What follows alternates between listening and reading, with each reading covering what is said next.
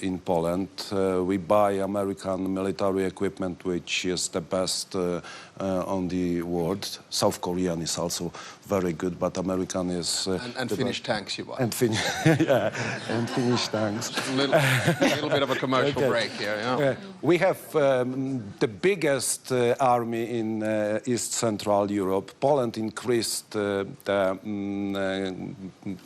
percent of GDP for military service almost to 5%. So we feel responsible for Poland. I believe in Polish soldiers, in our alliance, but United States of America, for all eastern flank of NATO, are very important ally. And those relations are also based on our history. This is the relation of values. We have common independence heroes in Poland and in United States of America. So I think that we should solve this problem on diplomatic way. Of course, I appreciate Denmark voice is natural. It's our partner, Denmark. But I'm looking at the Greenland as strategic point in the geopolitical issue between free world, democracy's world, independence, and with Russia. President Stubb, I'd like to turn to you now because you, along with the Secretary-General, have been known as the Trump whisperers. You know, now you're on the list being targeted for sanctions. You recently joined the NATO alliance. Is it just in time for its dissolution? No, not at all. I think actually we're in the process of creating a stronger NATO than we have seen since the end of the Cold War. This is pretty much NATO 3.0. Remember that after the end of the Cold War, a lot of NATO countries actually dropped their guard in terms of defense expenditure and capabilities, whereas a country like Finland, which stayed outside, didn't do that. We still have conscription. And speaking of the Arctic, we have the biggest military force of Arctic capabilities in the alliance. We have 1 million individuals, men and women, who've had their military training in Arctic conditions. So I think we're strengthening actually the alliance as we speak. And remember that we've doubled the border of the alliance with NATO, with Finland joining and then with Sweden joining. So I think we're creating a new NATO where Europe takes more responsibility. So then take us to the diplomatic efforts and how you are trying to do that. Because, you know, we saw over the weekend, you along with your Norwegian counterpart sent this message to Trump calling for a de-escalation of tension. He responded quite quickly saying he's no longer purely thinking of peace. Who or what can diffuse the tensions Mark over Rutte. Greenland, if not you? Thank you, Alex. Anytime. You want to take this one, Mark? No, I mean, listen, we're now in a phase in the transatlantic relationship, and you'll know that I'm pro-European, pro-American, and therefore, by default, pro-transatlantic. We are in a relationship which is much more direct than it's ever actually been. I mean, the communication channels that we have directly with the president and with the administration are actually good and solid. And then, you know, at times there are curveballs flying in different types of directions. We try to catch them and we try to solve them. You know, you have two schools of thought here on Greenland. One is to de-escalate, and the other one is to escalate to de-escalate. And I think at the end of the day, we'll find an off-ramp on this. I'll make two final remarks. If someone would have told me in Washington, D.C., for the 75th anniversary of the alliance, that we're going to increase our defense expenditure next year to 5%, I would have said, you have no clue about international relations or seek help with a doctor. We did.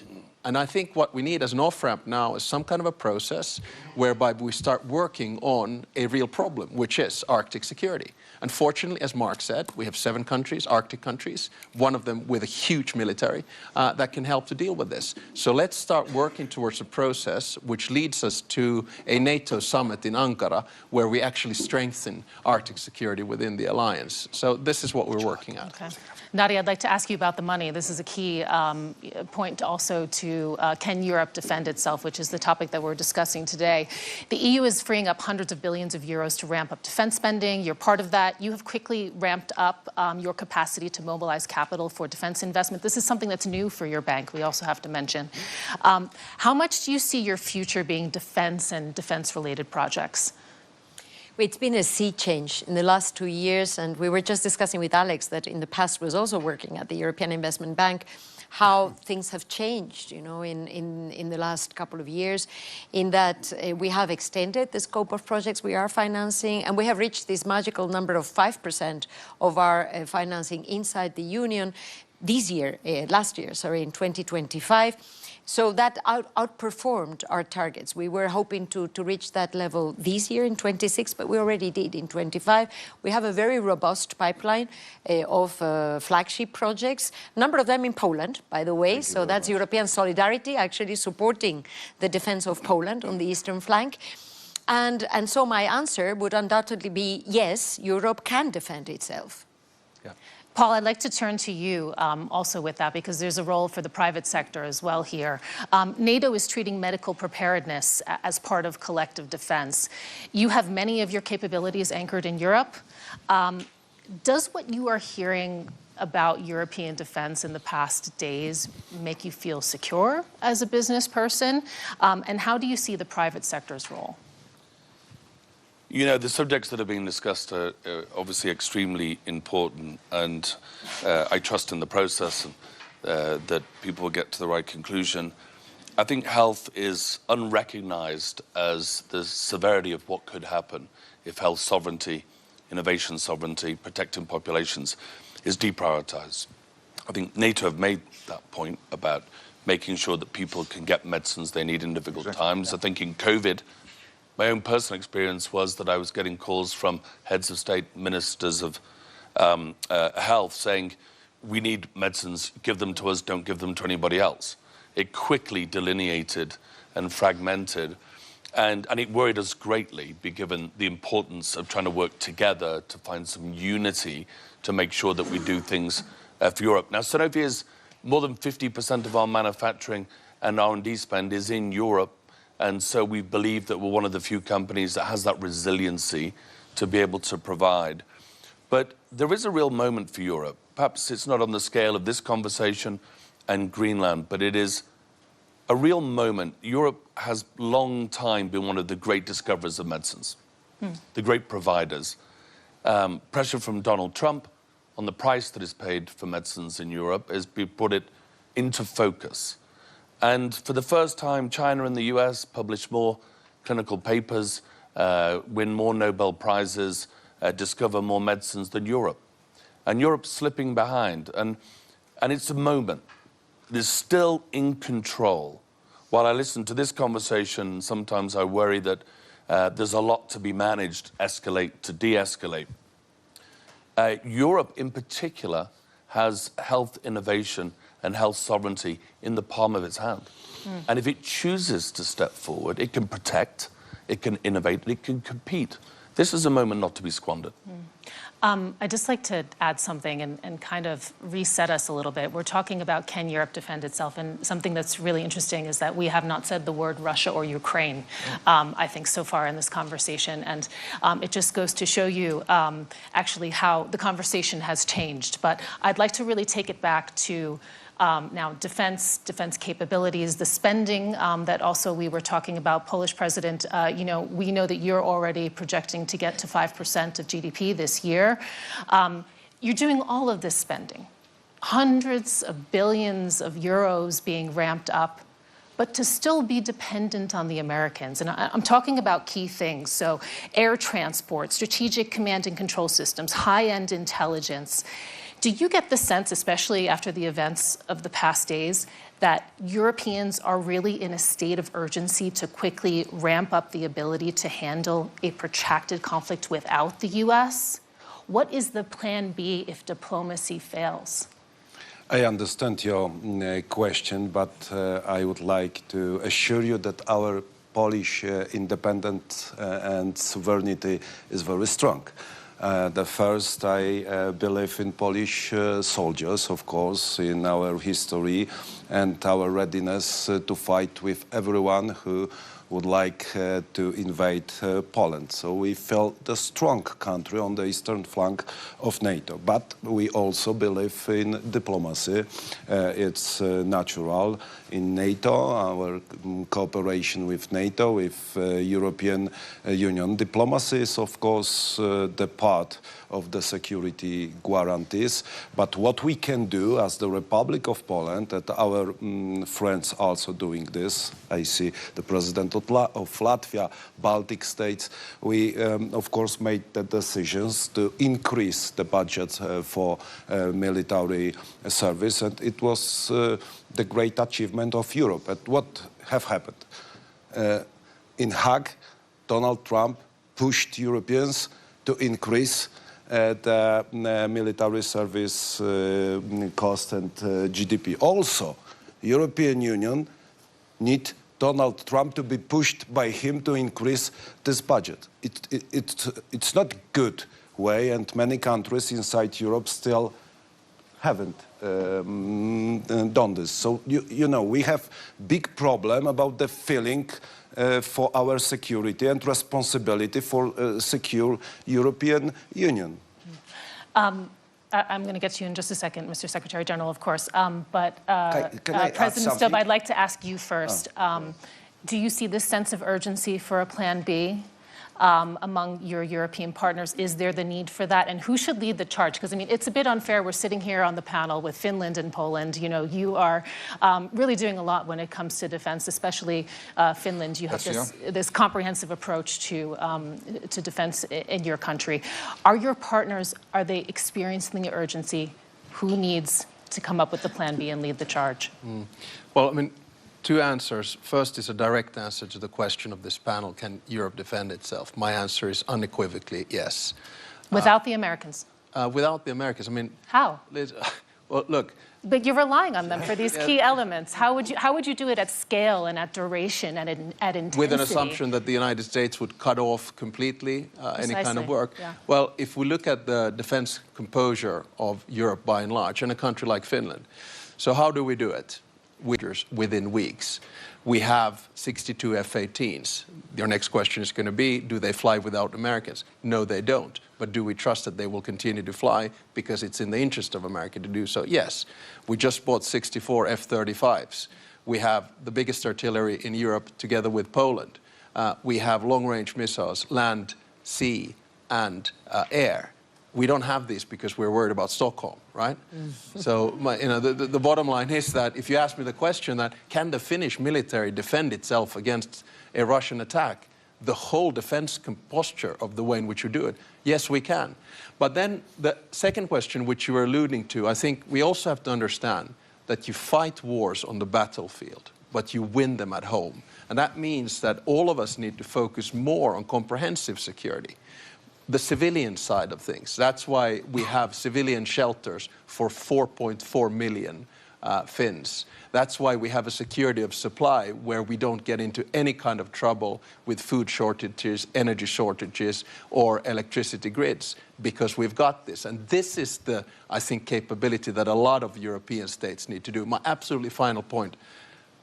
It's all good and well to talk about percentages, but just remember, you don't fight wars with percentages. You fight wars with capabilities, and those you just need to have in stock. Do European NATO allies need to think more about having capabilities that overlap with the United States? Well, this is to hedge their bets. The NATO is constructed like this, that the US, Canada, and the European NATO allies were completely integrated. It doesn't mean that there is the US coming to the rescue of Europe or Europe coming to the rescue of the United States. We are working completely integrated. And for the protection of both the US and Europe, it's crucial that NATO is there. There was one big irritant on the American side with NATO. And the big irritant since Eisenhower was that they were spending, the US was spending, so much more than Europe was spending. Even today, the US is spending 3.5% of GDP on core defense. We are spending in Europe average 2% of defense. And here's my question to the audience. I mean, many of you, I know, criticize Donald Trump. But do you really think that without Donald Trump, 8 big economies in Europe, including Spain and Italy and Belgium, Canada, by the way, also outside Europe, would have come to 2%?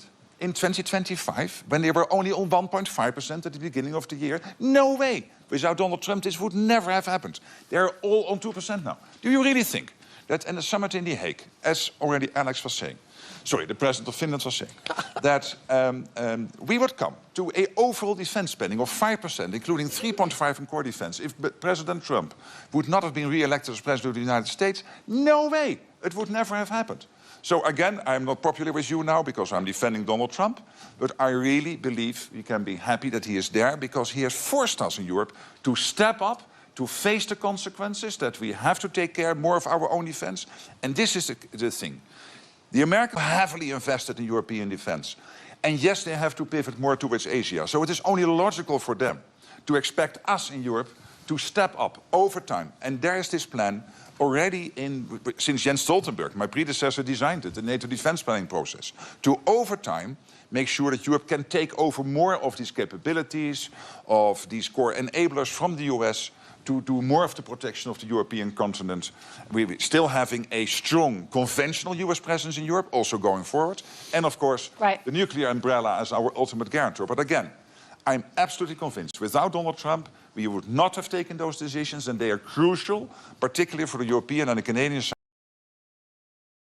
Happy with this answer, I suppose, of Mark Rutte, that we need Donald Trump in the European Union, but we believe in our military service in Poland. I would like to add that Poland won with the Soviets and Bolsheviks. Finland won with the Soviets in Bolsheviks in 20th century. Japanese and Afghans won with the Soviet Union. So we are ready in our countries to secure our independence, but we need geopolitical and some relations in Europe and in the world to be stronger. We have time for just a quick closing round now, and I'd like to turn to Nadia to kick us off with that, because we have this statement from the European Commission President Ursula von der Leyen yesterday describing a seismic change that makes it necessary to build a new form of European independence. And I'm wondering if you can give us, from the investment perspective, what you think is necessary to realize that vision. I want to, since it's a closing remark, and I was listening to my colleagues, and I want to say, I think the European Union is a superpower. And I think we have to believe in ourselves and our capability. And I'm very happy to see three leaders that are really very self-assured, you know, because that's what I think we need, to speak clearly. We are a superpower when it comes to research, to health tech, to new technologies, to research centers, to universities. We are in quantum computing, we are in key technologies. We are not a defense superpower because the European Union is a project for peace. So it makes sense that we need some time to ramp it up. From the European Investment Bank perspective, we're all in to support Europe to be stronger in the world, but also to contribute to a peaceful world, a multilateral framework that actually can continue to provide us with win-win partnerships based on respect, shared prosperity, stability, because I think that that's, at the end of the day, what our children and grandchildren expect from us that are at the helm of important institutions at this historic moment for us. Paul, what do you think? What do you think is needed for this new form of European independence from your business perspective? I think it's a moment for us, again, what the Secretary-General just said about defense spending, contribution to NATO. The President of the United States has done the same in healthcare spend in most of the European markets, in the UK, demanding in the UK to go from 0.3% GDP to 0.6% over a period of time to pay for innovation in the countries. You know, that's a really remarkable intervention or challenge from the President of the United States. I've been in healthcare 35 years. I'm having different conversations with heads of state, ministers of health, ministers of finance, on what it takes to be the champion for the innovation. One of the things you've got to do is give patients in your country access to the best medicines in the world. You can't want the manufacturing, want the research euro, but then not give it to patients. And I think that's a real issue. A lot of people are still struggling to understand that 54% of medicines approved by the European Medicines Agency aren't available to patients in Europe. Approved in Europe, for Europe, not available, because money is not being made available because there are other priorities. And we don't ever belittle the trade-offs. Draghi was very clear. Everybody read the report. Everybody understood it. My conversations with the Commission have focused on fair play between member states and not enough on competing with China and the US.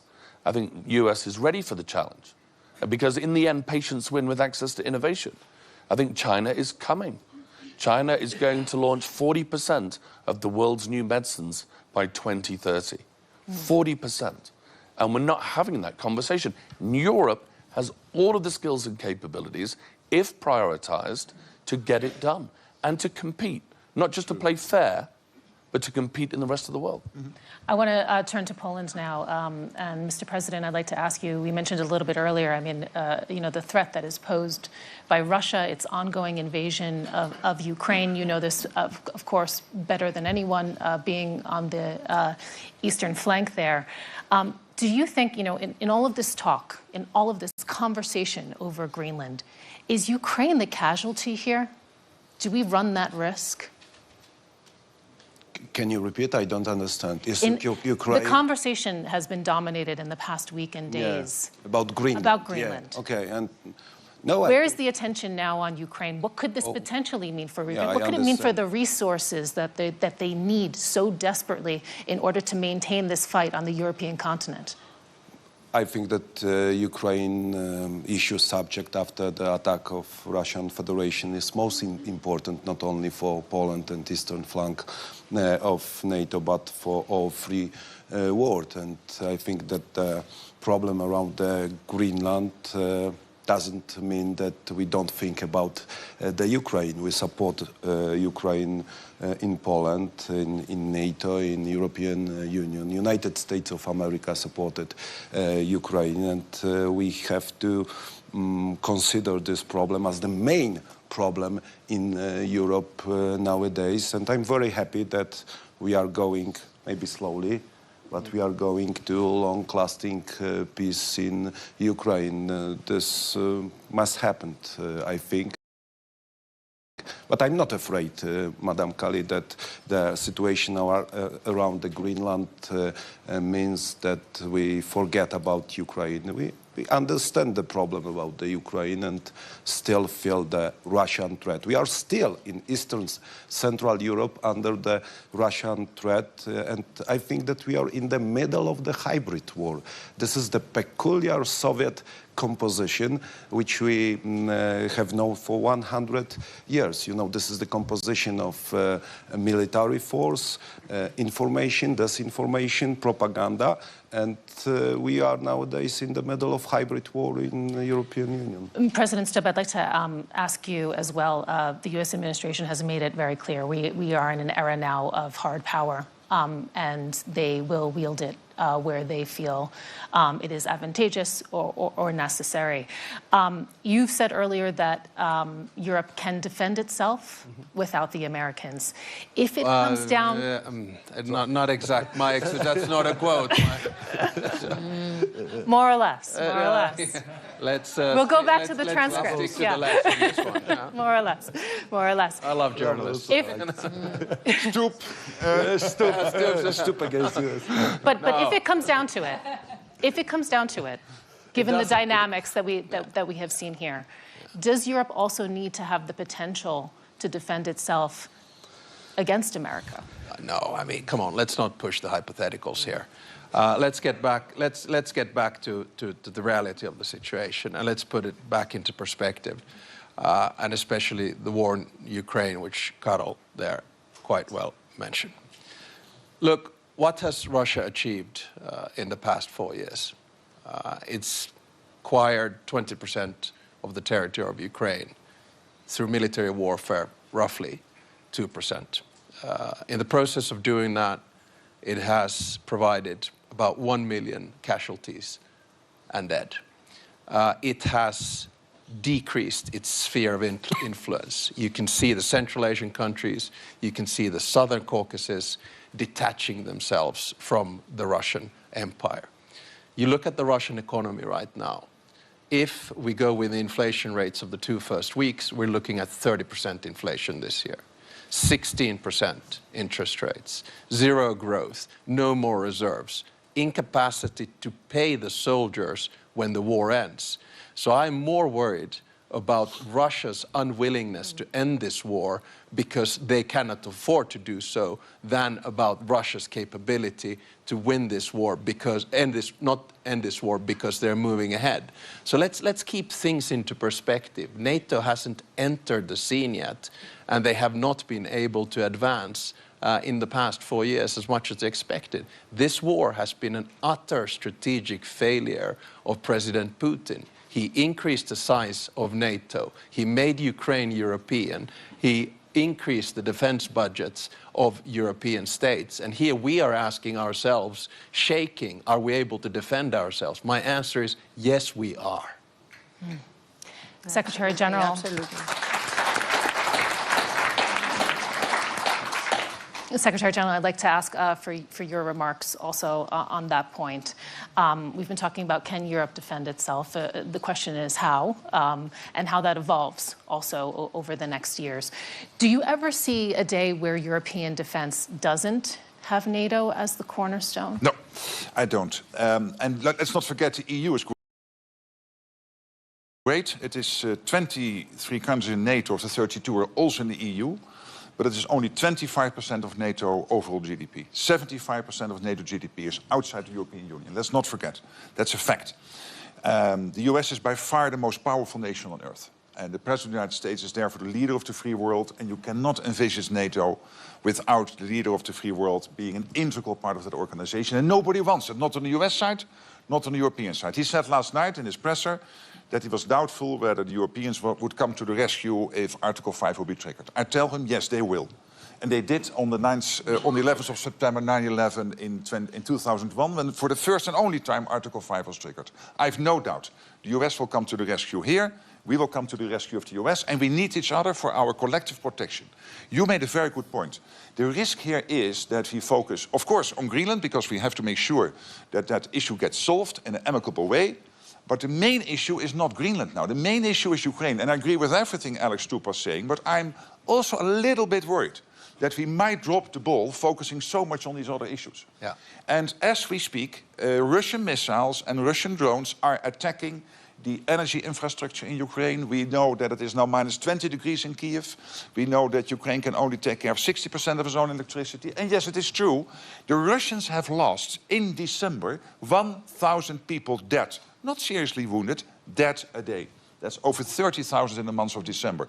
In the 1980s in Afghanistan, the Soviets, the attack, they still increase the attack. And that means that if we Europeans here in NATO are thinking that because of the 90 billion the Commission has been able to bring together with the nations, or because the peace process is moving in the right direction, we can forget about the defense of Ukraine, don't. They need our support now, tomorrow and the day after. And yes, great if there is a peace deal. Everybody's working on that. The Americans, of course, are leading that process.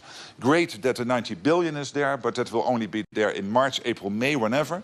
So that still takes time. So I need the European allies to keep focus on this issue. And what I'm really worrying about is that because of the peace process and because of the 90 billion, we lose sight, and that in the meantime, the Ukrainians do not have enough interceptors, have enough American gear particularly they need, because it is not any longer available in Europe, for them to defend themselves. So this focus on Ukraine should be our #1 priority. And then we can discuss on all the issues, including Greenland, but it should be Ukraine first, because it is crucial for our European and US security. I'd like to open up the conversation now to the audience. There's a very high-level audience, we have to say. I'm seeing the President of Latvia sitting in the front row. I believe I also spotted the Defense Minister of the Netherlands here as well. Hey, where is he? Right there.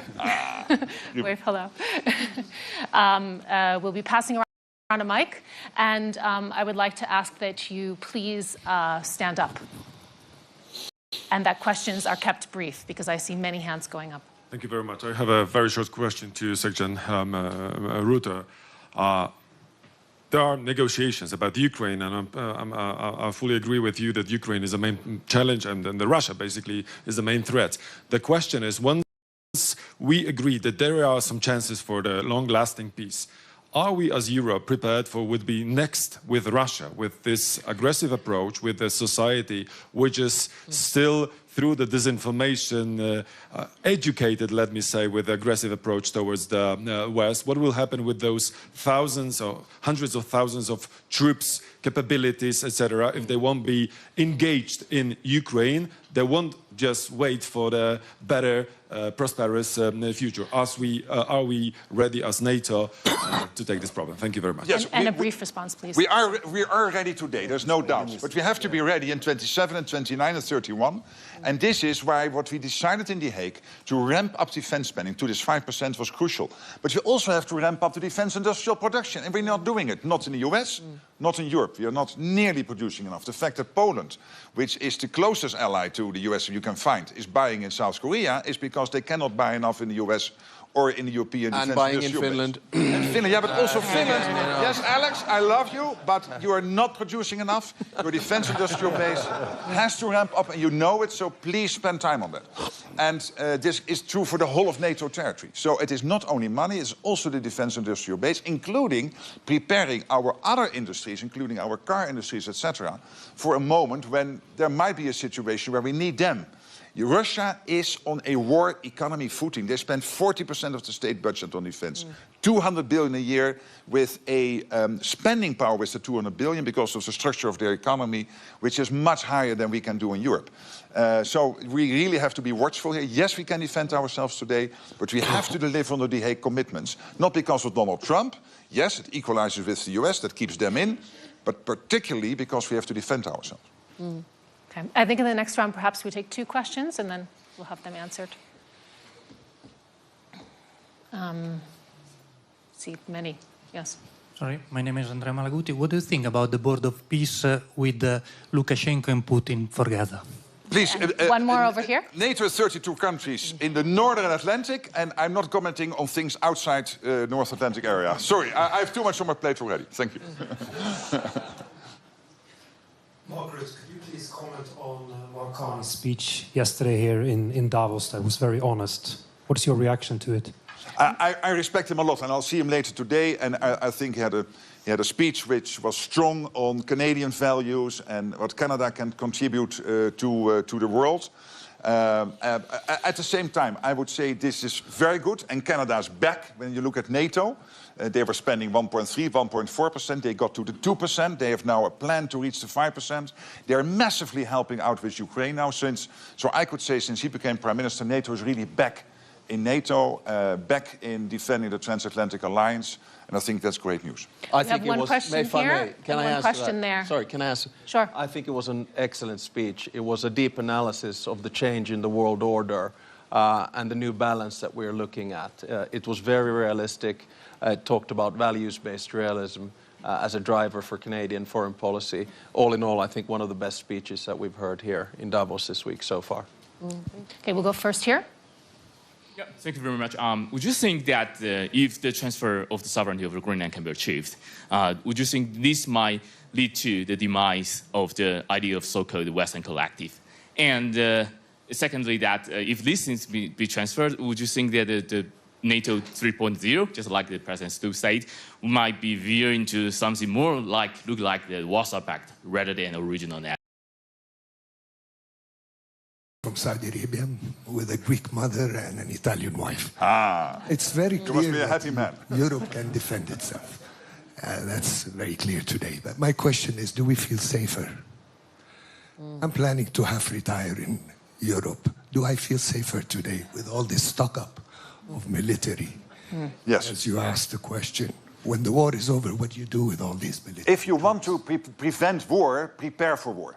The only way we can prevent the Russians or anyone who wants to do us harm, is to make sure that they know that the reaction we will have is devastating. Today, yes, it is. But if we would have continued with this 1.8,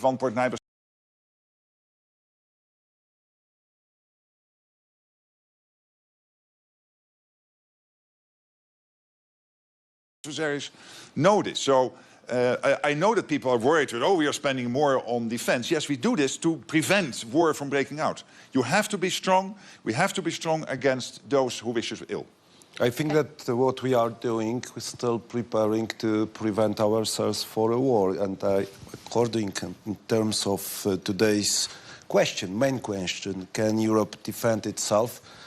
I hope that we will never answer this question in terms of kinetic war. And this is our responsibility, leaders of Europe, to think about the future and to be ready for even kinetic war, and I think we try to do this. But one point, if I may add one point which is important, is that Europe's defense is not only about tanks, it is also about health. It is also about win-win partnerships around the world, building strong partnerships and finding alliances that go beyond maybe what we had in the world order of the last 70 years. That is also a way to defend Europe. I want to also put a word for all the actions that are being taken, which go, I think, in the right direction for a stronger Europe. And it's not only about the 5%. It is very important, but it's not only that. Yeah, and can I answer the question from the gentleman there? I think we have we have to understand that the world order is changing, much like it did after 1918, 1945, and 1989. And it's now emerging. And I think we have two options, which obviously are not binary. One is a multipolar world, and that multipolar world is about transactions, it's about deals, and it's about spheres of interest. So that's when we go back to the 19th century. A multilateral world is one where you have strong international institutions, rules, and norms. I support the latter, and I think that a majority of the states in the world do that as well. But the multilateral order that was created after World War II was created in the image of the West. Therefore, we need to now change the power structure and give agency to bigger players in the global South. Otherwise, we go back into a dog-eats-dog world, and we try to avoid that. I'd like to thank you so much to everyone. There's a lot of hands still going up. I mean, the conversation, I think, is going to be continuing for quite some time. A relatively eventful day, I think, also ahead of us here at the World Economic Forum in Davos. I know that there are bilaterals also planned as well, a lot of diplomacy, a flurry going on. You have been here with us for Can Europe Defend Itself? Thank you so much for your time, and thank you so much especially for the panelists. Thank you. Thank you. Thank you.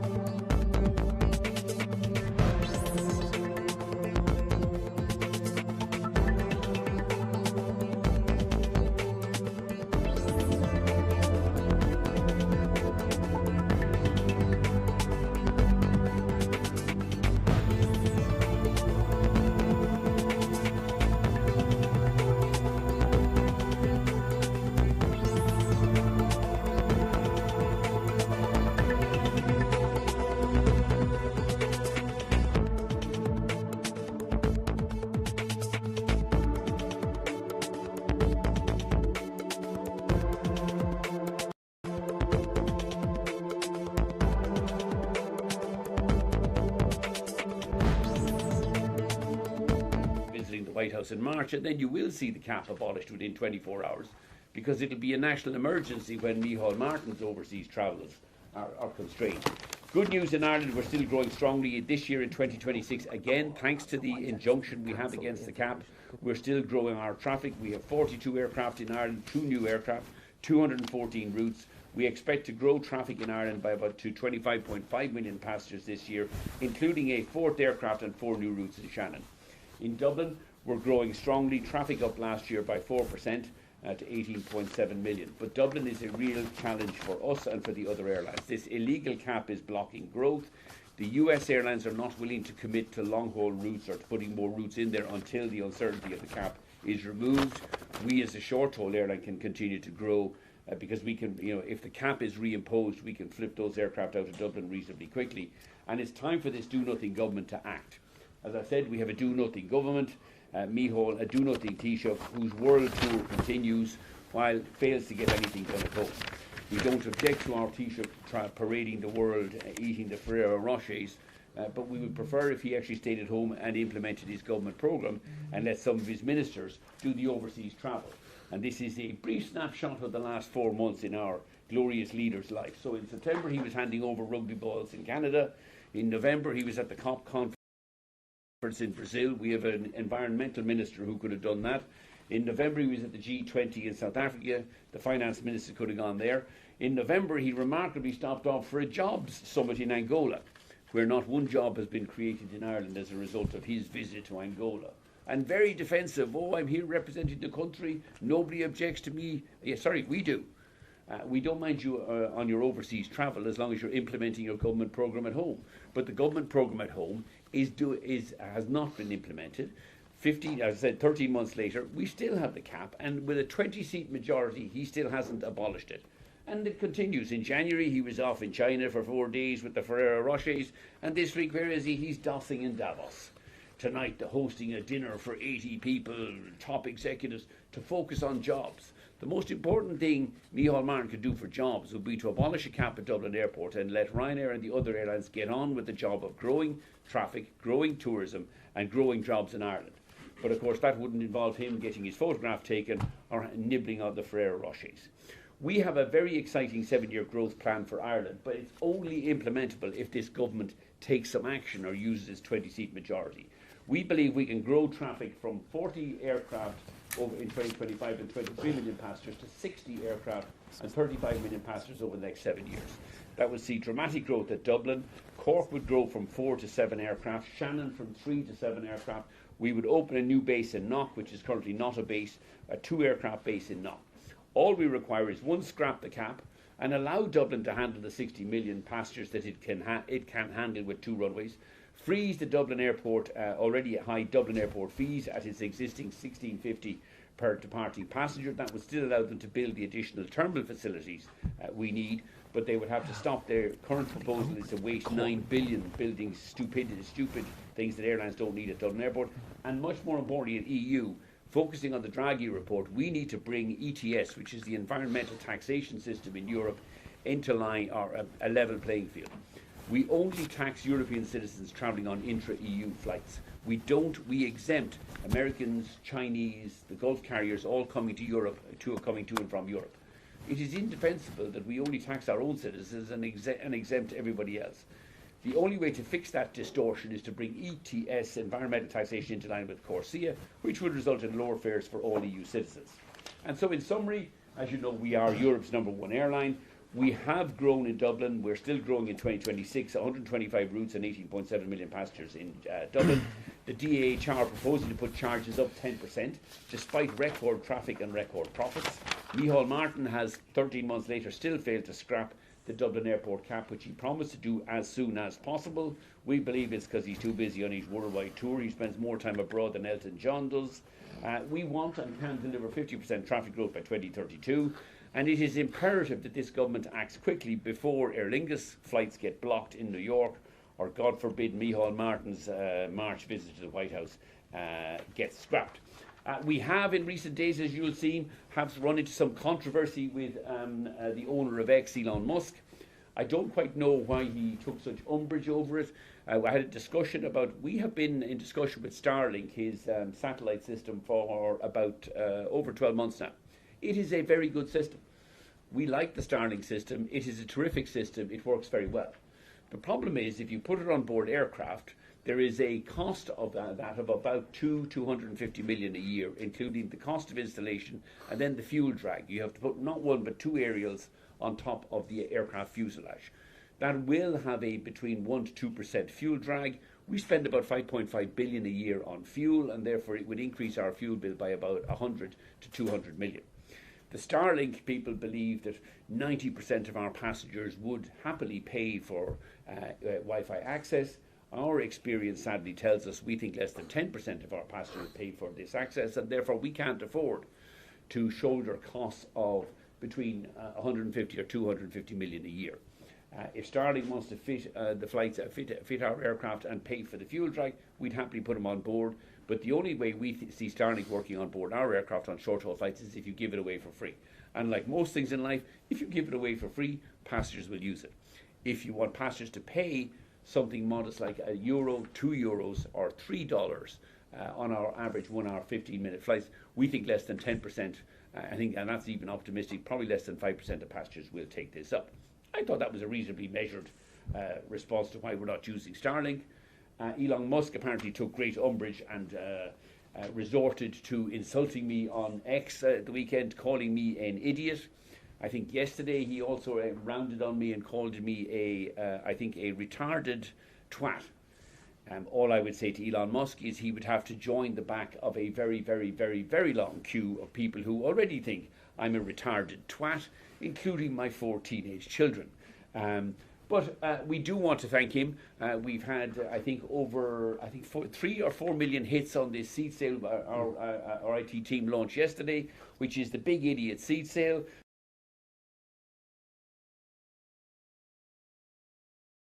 The world in low airfares. There's no airfares like this in North America.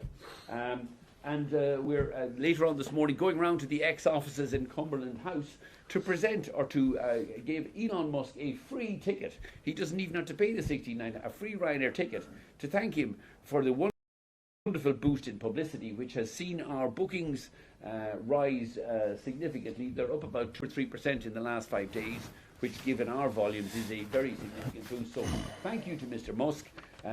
I take no insult at all of being called an idiot or a twat. As anybody with teenage children would know, you're frequently called an idiot and a twat at home. I don't need to go outside to be insulted. But he's wrong on the fuel drag.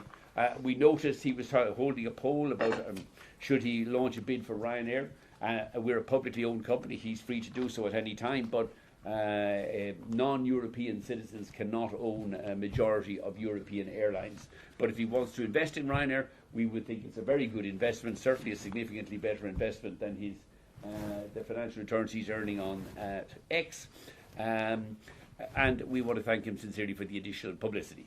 Eddie, anything else you want to add in terms of the growth strategy for Ireland? No, I mean, we are, or your reflections on, have you also called me an idiot and a twat on a regular basis?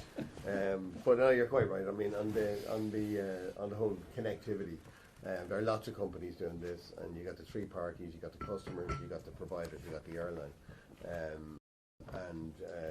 I think it'd be actually much less than 5% of people would actually pay for it. I'd say Wi-Fi would be a good thing to have on board, but it would make our fuel more expensive because there is some drag on that. And when we come up with a solution, then we'll have Wi-Fi on board, but we're not paying for it. Sure. Okay, any questions? Yep. John. Wi-Fi is something that's come up for many years for airlines, and mentioned that kind of fuel drag. But why have you been talking to Starlink for 12 months if you know that obviously you don't really want it, that it's going to incur that kind of cost in terms of the fuel, the drag, etc.? Would you even think of trialling it on some of the aircraft to see what happens and see what the take-up is like? I mean, look, there would clearly be a demand for Wi-Fi on board our aircraft if it was free. You know, other airlines, mainly long-haul carriers like Aer Lingus, like Lufthansa and others, are talking about installing Wi-Fi on board as a facility and giving it out for free. But their average fares, particularly on long-haul, are over €1,000. Our average fares are €45. And we cannot afford that kind of, to pay that 150, 250 million cost to install Wi-Fi unless it can be paid for. We have had discussions with Starlink and other providers, Amazon Vodafone. and others. A lot of it has focused on, how can we, is there a way we can jointly put this on board? We'll trial it for you. We give you a platform with 200 and 300 million passengers across Europe, but you pay for it, you sponsor it, or can we get joint sponsorship? Like, there's always ways of which you're looking at creative solutions that might overcome what is our fundamental issue with putting Wi-Fi on board, and that's cost. We don't believe passengers will pay for it, but it would certainly be a welcome addition if we can in some way finance it and put it on board our aircraft for free. Michael? Yeah, and we've had many years of experience. You get on board our aircraft, lots of people are there on 1-hour flights, but they're on their laptop, they have Netflix and all this kind of stuff. We don't believe there is significant demand on the basis that people would pay for it on 1-hour flights. Sorry. Michael, Stephen Murphy, Sky News. Elon Musk on X has now called you an insufferable chimp. Is that kind of rhetoric really insulting to the chimpanzee community? And should anyone take this spat seriously at all? I mean, the share price hasn't moved much. EU regulations prevent him from trying to buy Ryanair in any case. Is this not just a case of two highly successful, publicity-hungry businessmen trading immature barbs at each other to get tons of free publicity? I think that's a very unfair characterization. I do think it's unfair on chimps, but it is very good for our bookings. And if we can prolong these we love these PR spats that drive bookings on Ryanair. I'm sure it does wonders for Elon Musk and his X or whatever subscribers he has on X as well to be fighting with somebody. But if it's as long as it doesn't involve safety, and we've never compromised on safety, any of these spats are great for bookings and great for awareness all over Europe. But he's putting humanity on Mars, and you're saying he doesn't know anything about aerodynamics. Well, I mean, that's pretty self-evident. His claim is that there is no aerodynamic drag by putting aerials on top of, which comes as a great surprise to both Boeing and Airbus, who have spent literally 100 years refining the aerodynamics of aircraft. I mean, we're fitting little winglets on the side of our, scimitar winglets on the side of the wings of our aircraft at a cost of, a couple of $100,000. But they save about 2 or 3%. They improve. So tiny little amounts of improvements in fuel drag result in very significant fuel savings. But tiny impediments like aerials hanging off aircraft would add to costs. But we're very happy to continue the controversy. I welcome, I welcome the accusation that I'm a chimp. I think it's somewhat unfair on the chimp community, but chimp, as long as it increases Ryanair bookings through January, February and March, it's all good fun and entertainment. Yes, sir. You described X as a cesspit. Yes. In the style of Elon Musk, do you think X would be less of a cesspit if it was led by somebody called Ryan? And who would your preference of Ryan be? Look, I mean, I have very little time. I do believe social media, X in particular, is a cesspit. I'm not a member, never have subscribed, don't participate in it. But I find my personal objection to social media is anonymity. I mean, we have numerous examples of, people being, Simon Harris's family being threatened anonymously on these things. And you go through enormous. I fail to understand why, if you want to put something up on social media, put it up under your own name. And, I hear this nonsense defense, in Iran, well, not in America, not in Europe. Your freedom of speech is protected in the US and in Europe. And I fundamentally disagree. I believe that governments should now legislate, both in Europe and in the US, to remove anonymity. Post away to your heart's content, but put it out under your own name. And if you want to slag off politicians, or if you want to, make false claims about safety. I mean, we had this originally earlier on, back in the website days. People were posting stuff on anonymous websites claiming that Ryanair was unsafe, and he was a pilot at 23.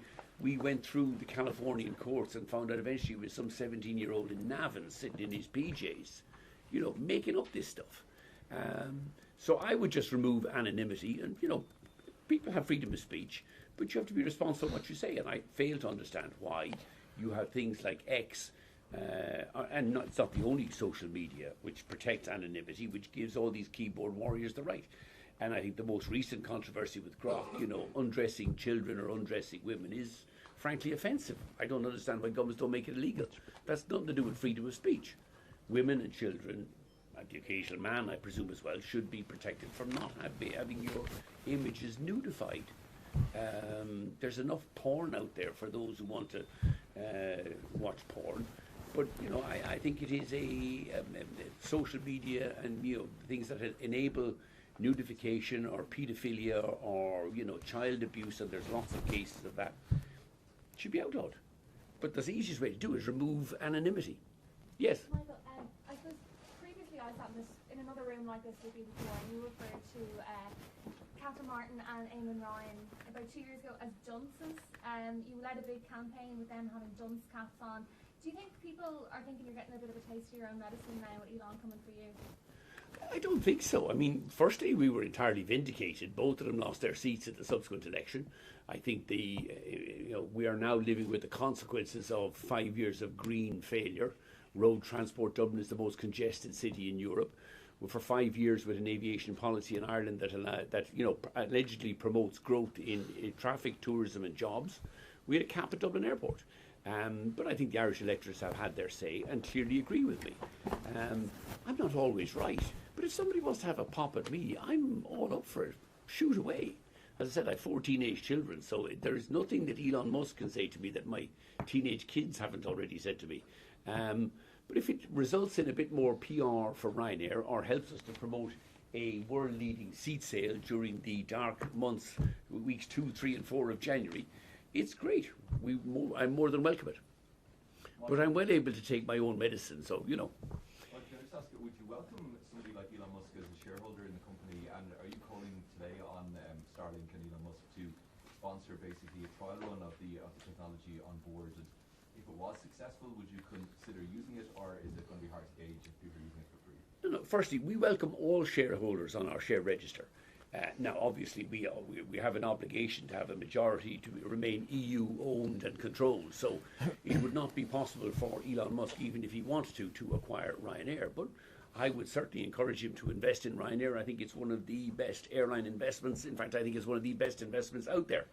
What was the second part of the question, Fergus? Sorry? Just in relation to, are you asking for a trial run basically today? No. Look, we have had discussions with all of the Wi-Fi providers, and the bigger ones, Amazon, Starlink, and Vodafone. They're all excellent systems. I don't have any issue, and I would say publicly, I think Starlink is a terrific system.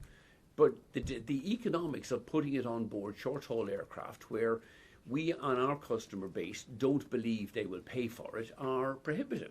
I mean, we tried this. There was a good example about 10 years ago when we put these in-flight entertainment systems on board. These kind of, we had the glorified PCs and we were renting them out. And I thought this would be the greatest thing since sliced bread. We wouldn't be able to keep them stocked. And at the same time, we put on lottery tickets, which I thought was the greatest stupidity known to humankind. Nobody'd ever buy that rubbish. 10 years. I think the onboard in-flight entertainment systems lasted about 2 months, and the lottery tickets are still going strong 10 years later. So, we would always be happy to trial these things, but, when you start, and it's not something that, it's not like, we can roll these out on board and put them on the trolleys on board the aircraft. For us to refit these aircraft, we take the aircraft out of service to refit aerials on them. This is a huge... You take the aircraft out of service, it's a huge capital expenditure to fit this technology onto the aircraft, and then you have a fuel drag going forward. And if the trial doesn't work, you then take the aircraft out of service. You have to deal. This is not simple. If you start playing around and drilling holes in aircraft fuselages, it is very expensive, it is technically difficult, and if it results in a fuel drag, it is something we would never go near. But we are very happy, and we are continuing to have discussions with Starlink, with Amazon, with Vodafone about the possibility of doing it, but only in a way where it will lower our costs. And those discussions will continue. So we would not rule it out at any stage. Yes, sir.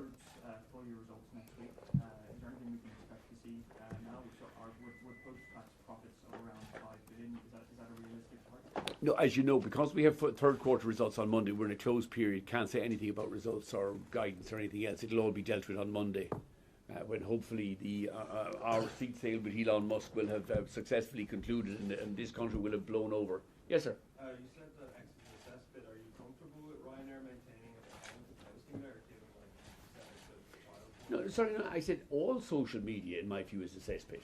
I wouldn't confine it just to X. There's worse than X out there. Am I happy for Ryanair to be on these? Yes, I am. You know, we have to be out there, whether it's on Facebook or Instagram or Snap. Oh, God help us, we're on TikTok. We have one of the biggest corporate accounts on TikTok, which I think, personally, is the greatest amount of rubbish I've ever seen. I don't see much of it. Talking airplanes. Jesus. Is this what the world is coming to? But if that's where you can reach the younger generation, that's fine. But on all of these sites, we post on Ryanair, we post under our own name. If we say something wrong, we're responsible for it. What I think should be stopped, and what governments should tackle, both at European and US level, is remove the anonymity. So I have no difficulty with social media as long as everybody's posting under their own names. But I think it's fundamentally wrong that people are out there with all the various scandals, whether it's nudification or child pornography or suicide ideation, whatever that is. Do it under your own name and fine. Then at least you're maintaining and protecting freedom of speech. But stop this thing where keyboard warriors can use anonymity to death threats at politicians. Like, nobody deserves that kind of stuff. Female celebrities who are nudified on these things, they don't deserve that. And we need to have a bit more common sense this day when governments seem to be frozen. Ooh. Now, I'm not surprised our government is frozen because Micheál Martin is useless anyway, ignored already. But, you know, we need to be much tougher. And he's out there in Davos today passing around the Ferrero Rochers with representatives from X and all the other American social media companies. Well, he needs to carry a big stick and do something. Europe should be doing something about removing anonymity from social media and trying to tidy that crap up. Yes. Have you had any direct contact with Elon Musk since the spat, and what do you think his motivation is? I have no direct contact with Elon Musk. I am not, as you will know, on X. I don't think I have any way of reaching him. I've no reason to be in contact with Elon Musk. What's his motivation? I presume like he rants and raves on X. I think it's good for him promoting X and his own views on X. And we're very happy to respond in kind on the Ryanair X platform. And if he wants to call me an idiot, you know, he wouldn't be the first, and he certainly won't be the last to call me an idiot or a retarded twat. But if it helps to boost Ryanair sales, you can insult me all day, every day. And Eddie Wilson as well, who's, you know, readily insultable too, although somewhat younger and more attractive than me. Do you despair for humanity, Michael? No, I am optimistic for humanity, John. We are bringing low-fare air travel to many more millions of European citizens in the next 8 years. Instead of carrying 200 million passengers a year, we'll be carrying 300 million passengers a year, which is one of the great successes of the single market and European Union. You know, Europe spends far too much time pulling wool out of its own navel instead of, you know, crowing about its successes. And with the single market in Europe and the deregulation of airline has been one of the stellar success stories of the European Union. In America today, you know, the cheapest airfares are north of $100. We originally started by copying the formula of Southwest Airlines, who had $10 airfares. Last year, their average airfare was about $130. Last year, Ryanair's average airfare was €45. We wiped the floor with American, in terms of competitiveness, with American air travel. Now, America has a lead in AI, America has a lead in IT, but when it comes to air travel, Europe wipes the floor. But that doesn't mean that Ursula von der Leyen, you know, shouldn't be doing something on reforming ATC, you know, a level playing field on environmental taxation. As the Draghi report highlighted, there is much to be done, but she's not much use either. So we will continue to campaign for further reform. But no, I look forward with nothing but enthusiasm for humanity and the human race if we could just move the kids a little bit more off social media. But they will adapt to that. I remember when I was young here in the late 60s, early 70s, and we used to watch, I think, about 3 hours of television in the evening. RT would come on about 6 o'clock, one station, black and white, and we'd watch Wanderley Wagon and a few other programs. And the kids, my grandparents thought, your heads will be fried. Oh, you're watching too much television. You know, now you're 24-hour television, and the kids are on wall-to-wall social media. Do you think we should follow Australia's route and try and ban it for? I think anybody trying to ban social media to under 16s is wasting your time. You may as well be, I can't remember what it was, trying to stop the tide coming in. You know, 16-year-old kids, 14-year-old kids will wind their way around a ban faster than Ryanair seats are selling out today on today's seat sale. You know, like the politicians in their 40s and 50s imposing bans on under 16-year-olds will be, in relation to phone access or social media, will be hopelessly ineffective. I do believe, however, that one of the ways, rather than trying to ban something, if you really want to ban something, ban anonymity on social media. Force people, and all of the internet companies know who's posting, but they should be posting under whatever it is, their own name or their own account names, and it would clean up a lot of the crap on social media. Yes, Conor, sorry, I didn't come back to you. Conor.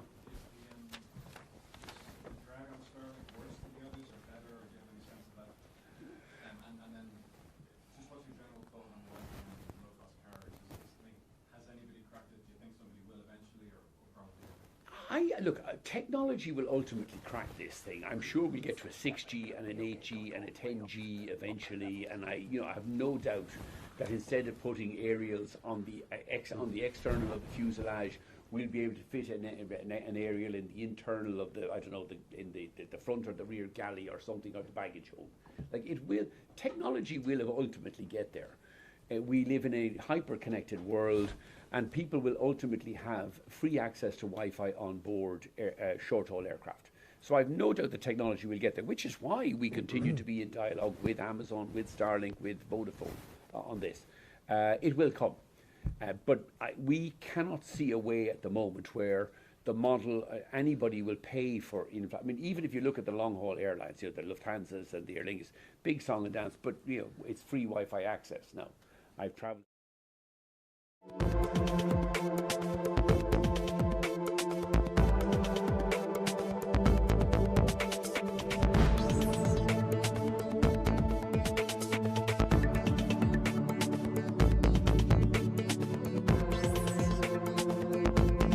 Structure of it and reason about what to do about it. And so for the first time, we now have a computer that is not pre-recorded, but it's processed